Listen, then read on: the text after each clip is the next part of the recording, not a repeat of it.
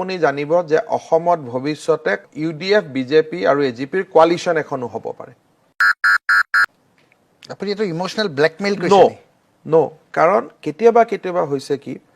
যে 8 তাৰিখে নৰেন্দ্ৰ মোদী আহিব তেওঁক উপহাৰ এটা দিবৰ কাৰণে আমাৰ ইমান কি খদমদম লাগিছে we are trying to demoralize BJP very practically আমি কৈছো কাৰণ আমি বিজেপিৰ লগত এটা ফাইট কৰিব খুজিছো আৰু আমি বিজেপি ক'ব খুজিছো যে অসমখনত তোমালোকৰ সাম্প্ৰদায়িক ৰাজনীতি নহয় আৰু এই যাত্ৰাত আমি বেসিক্যালি বিজেপিক যেটো প্ৰিভেন্ট কৰিব খুজিছো বিজেপিক আমি ৰখাব খুজিছো তাত আমি বিচাৰিছো যে UDF এ আমাৰ লগত বুজাবুজি কৰিব নালাগে এলায়েন্স কৰিব নালাগে at least they should not oppose us তোমালোকে মোদীৰ লগত ফাইট নকৰা it is well and good